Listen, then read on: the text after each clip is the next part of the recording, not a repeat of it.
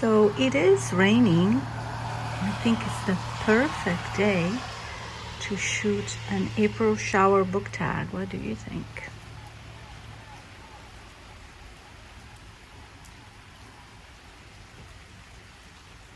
I love the sound of rain.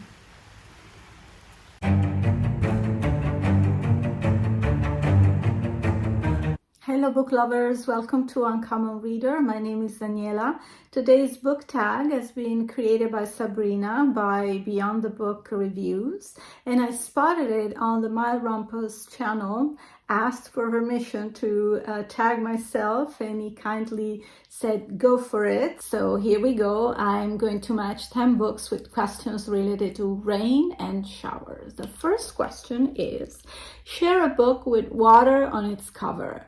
So I chose The Covenant of Water. It's also in the title, by Abraham Verghese. It's an epic saga full of love, of faith, of medicine, set in Kerala, starting in 1900s, with the protagonist, Big Amachi, which is going to be the undisputed protagonist of this book.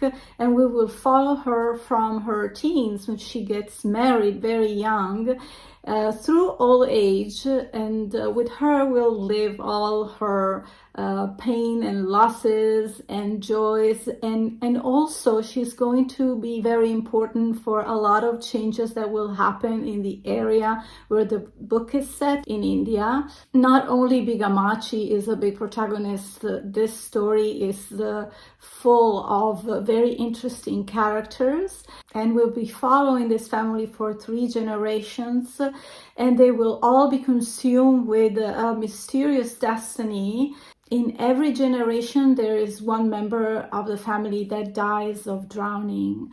So there's a lot of drama in this book, but at the same time, I really liked how detailed Verghese was in sharing information on how progress was slowly coming into the small village.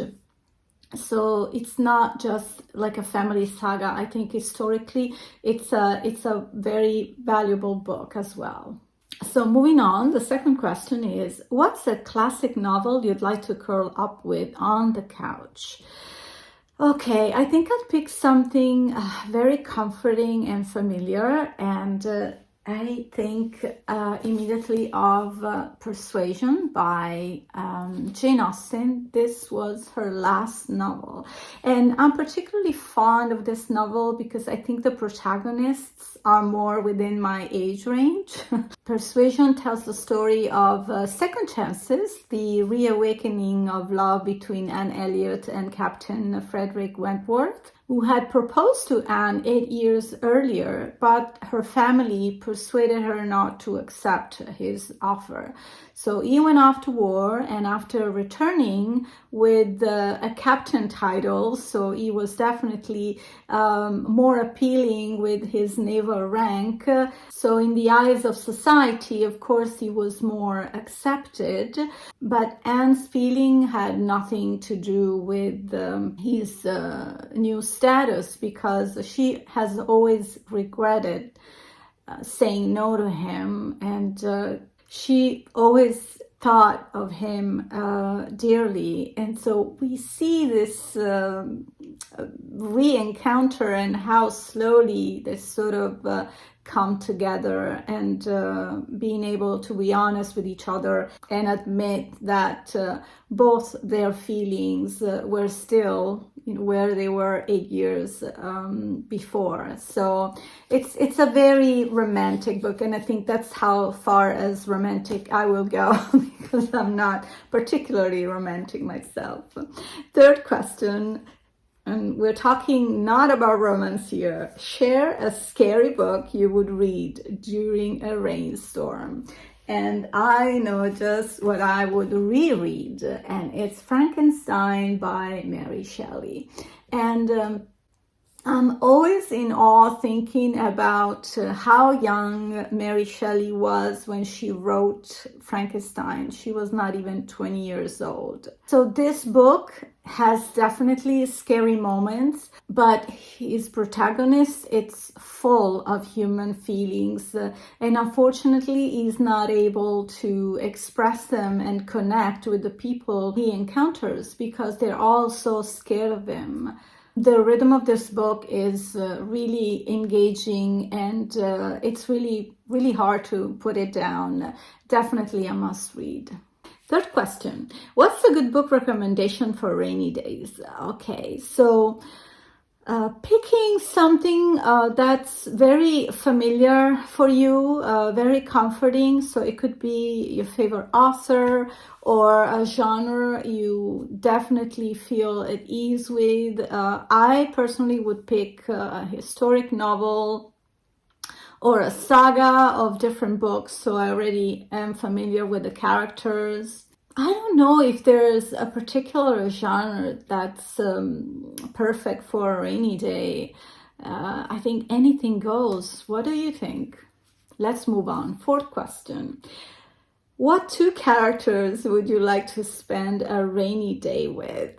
Okay, I think I don't really need two. I would stick with one character. And I want someone that's very joyous and full of life. So I picked Pippi Longstockings, here in the Italian version, Pippi Calzelunghe.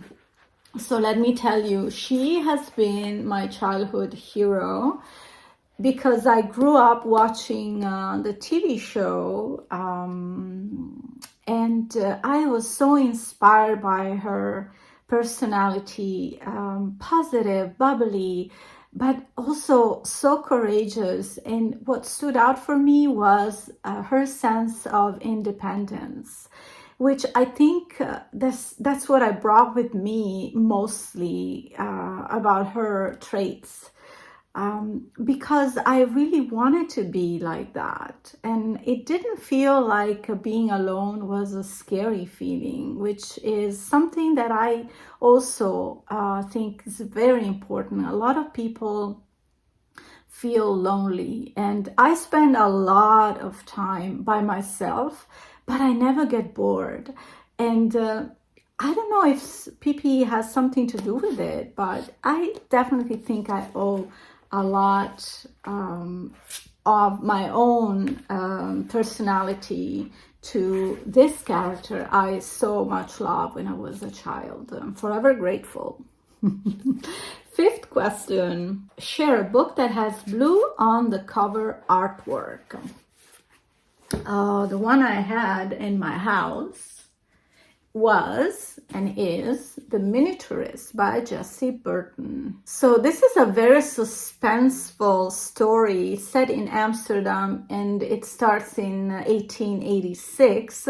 Our protagonist is Nella, a very young, 18 years old, I think, girl that arrives at the doors of her new husband, who's a merchant trader, Johannes Brandt, with the normal expectations of, someone that just get married. But she actually finds herself spending very little time with her new husband and spends the day with his sister, who's a very sinister and sort of abrupt character, and also a very nosy housekeeper.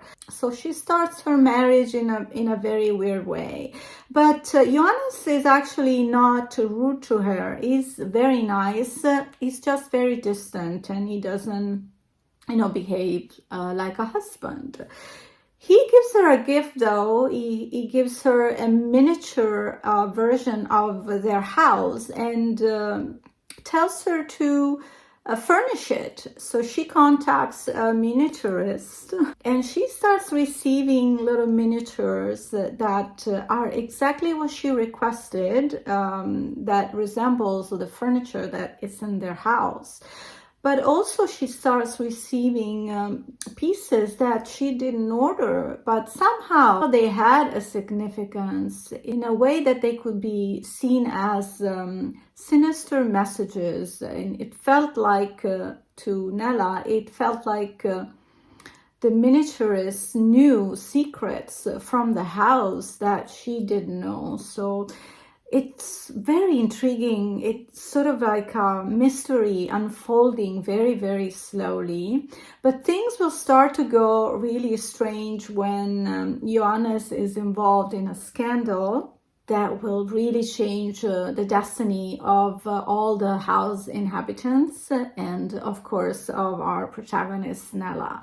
I read this book while I was on vacation in Amsterdam, so it made it even more special. I think there's a sequel out called The House of Fortune that I still have to read, but it's definitely going to be on my TBR very soon.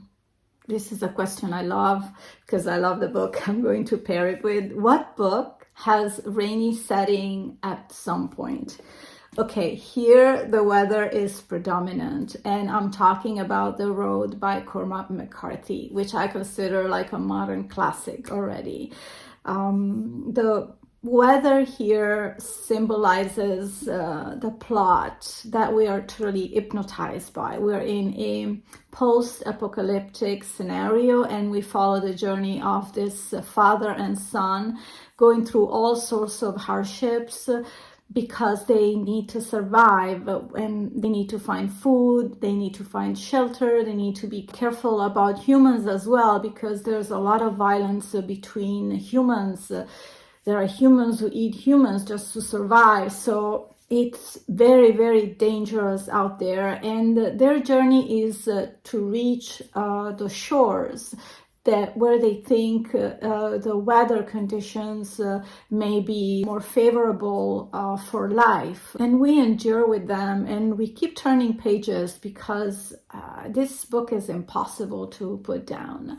We really want to know, will they reach the sea? Will things change? And one important aspect of the book is also, throughout all this devastation and difficulties, there is this warmth and this caring relationship, the tenderness between the son and the father, who are really supporting one another throughout these difficult times, and somehow endearing through all. And that's the thing, right? It's the devastation, the drama, the craziness, the war, but there's also that humanity that we hold on to. Beautiful story. So next question. This question made me laugh. What book would you not mind using as an umbrella? I had no doubt. I would not mind getting Spare by Prince Harry, all wet and trashed afterwards. Yes, I don't particularly like him nor his wife. I don't appreciate what he did to his family. So I would not spare a dime or time reading or buying this book. Unfortunately, he made a lot of sales. Talking about umbrellas, the next question is, which character would you like to share an umbrella with? So there are many characters I'm fond of, but I'm going to choose not a man, not a woman, but a wolf. Yes. Just last week, I shared my first reading vlog of The Call of the Wild by Jack London. So yes, I would love to share an umbrella with Buck, the wolf dog, domesticated and then wild animal. And I think having a furry friend cuddling up with me under an umbrella, protecting us from pouring rain, I would feel really cozy with Buck. Yes. Next question. Share a novel with a dry beginning but an amazing ending. And this is actually the last question. Wow. So I took some notes on this book because it was wild, a very, very strange book. because the beginning was, yes, it's okay, but then it just starts to get really, really intriguing. Since it's a really complicated plot, I'm gonna read some parts, so sort of not taking hours explaining the book to you. So the setting is in New York in the 1920s, and everyone in the city has heard of Benjamin and Helen Rask. So he's a legendary Wall Street tycoon, and she's the daughter of a very eccentric aristocratic family. And together, as a couple, they have risen to the very top of a world of seemingly endless wealth. But after 10 years, the scenario is totally different. Unfortunately, Helen dies, but there are different versions of her death. So the first part of the book, this one, it's a mystery at the center of a book called Bonds, which had an enormous success in 1937. And it portrays the story of Benjamin and Helen, just using different names. So you see how complicated it is? Okay. So in the second part, we see Benjamin, after his wife has died, that's really enraged with the author of this book. So he wants to give his own version of the story, and he reaches out to a journalist to help him put down, sort of make sense of all the notes that he wrote. So we see all the notes that he writes, random notes about their story.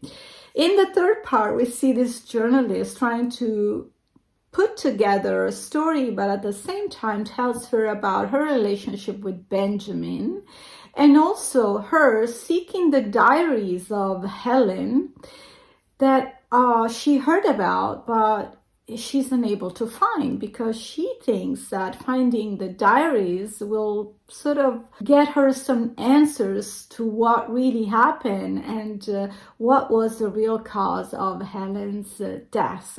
So you see how complicated this plot is. And at the same time, what I loved most about this book is the ability of the author of giving to each part of the book a different writing style, because there were 4 different versions as well. So it continues to be a surprise, because the style changes and the plot changes, and it feels like you'll never get to the point of finding the truth.